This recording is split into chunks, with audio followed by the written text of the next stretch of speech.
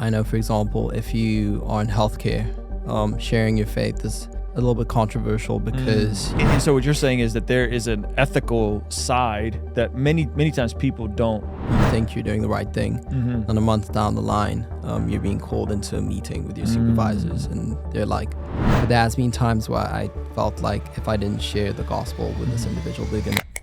Ruslan.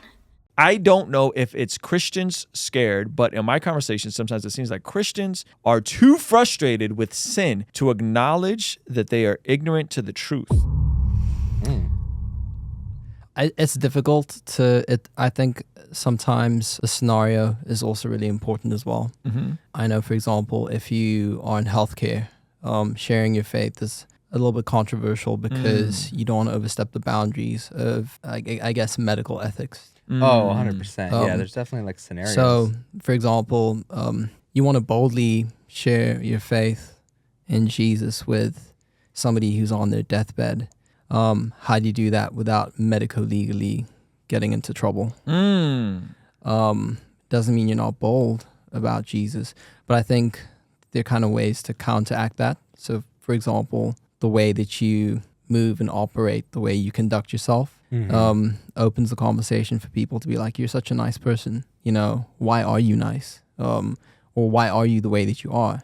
And, you know, they've taken the initiative to speak to you, and then that gives you the platform to then say, I'm a believer in Christ, I'm a Christian. Is that legally how it works? Like if they ask, because those of you guys that don't know I Am Rescued, you come from medicine. Yeah. You were a doctor or are a doctor, technically still are a doctor. Yeah, I am. And so what you're saying is that there is an ethical side that many times people don't consider, of not just like, I'm just going to be bold and yell Jesus at people, right? I think you can't do that in certain professions. Though a lot of folks who aren't artists want their artists to behave like banners for Jesus all the time, even though we all know in our real day-to-day lives, that ain't how it works. You can't just, you know what I mean? Like, you have to follow the policies and be... So you're saying in the medical field, if you're first initiated in conversation, then you can then turn around and share your faith. Because, I mean, the caveat is you're being bold and you tell somebody about Jesus, and they don't necessarily want to hear about that. They can definitely report you, and that can get you into trouble, you know, at your workplace. And get you canceled. Yeah. I mean, canceled, yes. And unemployed. Yes. Unemployed. Even worse. That's a good point. That's a really good point. I think oftentimes the expectation for creatives, rappers, artists, YouTubers is they all have to be overt with their faith. And I think that's my burden. Like, that's my conviction, right? Clearly. However, I think I've met a ton of YouTubers, massive YouTubers with millions and millions of subscribers, hopefully ones I'll be interviewing soon, that like aren't as overt. But when they're asked in the same way you're saying, then they love to open up and talk about their faith. It's just trying to navigate the legal side of everything, because you don't want to get subpoenaed, or you think you're doing the right thing, and a month down the line, you're being called into a meeting with your supervisors, and they're like, this and this happened. Why are you sharing Jesus? You know? And Has that ever happened to you? It hasn't. Okay. He's smooth. He's smooth. I mean, that's because I take great care.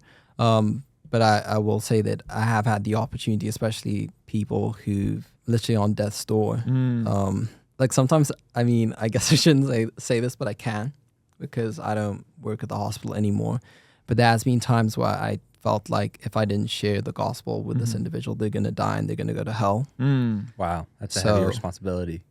You have to. Otherwise, I mean, kind of accountable. Not kind of. You are accountable, because... You kind of have to navigate. You have to be you're talking about eternity literally hangs in the balance. So sometimes you just have to be like, look, I know this person's going to die pretty soon, in the next couple of hours. I need to tell them about Jesus. And I have a friend who does that quite often. He shares the gospel with people as well. I think it just also depends on, you know, where you work. Like in the US, I know that's probably taboo, frowned upon. You can't just go around telling people about Jesus as they're dying. Yeah. Yeah. As they're Well, dying, because their family members will be like, who gave them the right to do that? I mean, To give them we don't the believe, chance to go to especially heaven. when people are, Islamic, or Mm. you Yeah. just don't want to get into trouble. But I mean, he does it in any case. Yeah. He's just of the opinion that Jesus is coming. is soon. he a doctor? Or is he? He is. He's a doctor. That's dope. He's a very good friend of mine, and he actually is somebody who's pushed me to, when I was still in medicine, to Yeah. share as much as I could Yeah. with people, because time is really of the essence. Yeah. Wow. How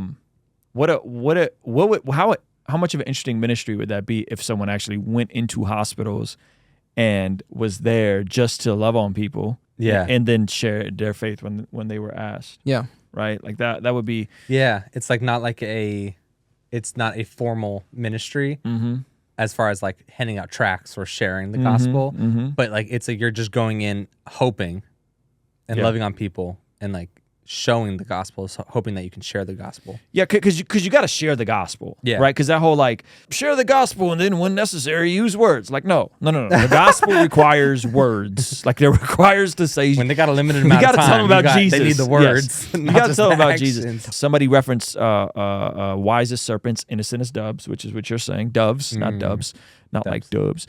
Doves. Straight wins, bro. And then 2, your excellence. Someone said your work ethic and excellence is your ticket in.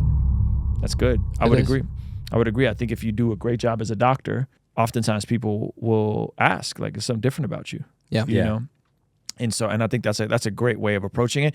I wonder how much of us are consumed with like a very like microwave Christianity. Like, oh man, I gotta close him. I gotta get him on the to say the prayer. I gotta get him to say the prayer. Yeah. Right. And then you look at things in very short intervals, not knowing that like God may have just put you there to initially plant the seed, and not in the deathbit scenario. Yeah, but, unless they got 2 hours left. Yeah. and then You got to close them when they're we got a feature film length right. to close them. But in the sense of like, hey, God could use you to plant the seed. Someone else could kind of see the seed come to fruition. That's awesome, man. Hey, this clip is from our daily after party stream. If you enjoyed it, consider signing up for our Patreon community for only $5 a month, where you get access to the replays of our daily after party streams, as well as the uncut extended versions of our podcast, Discord access that's private, and a discount code for our merch store, only $5 a month. And ultimately, it's the best way to help us contextualize the gospel of Jesus using media, podcasting, and of course, YouTube. The link for that is in the description or in the pinned comment. Now, if you're like, meh, I don't want to sign up for $5 a month. I don't need another recurring subscription. Listen, I get it. You could also make a donation using PayPal, Cash App, or Venmo. But we really want to get you on Patreon. I promise you, the perks are amazing. You should get on there. It's only $5 a month. I'll see you over there, all right? Peace. And it said that Simeon blessed God.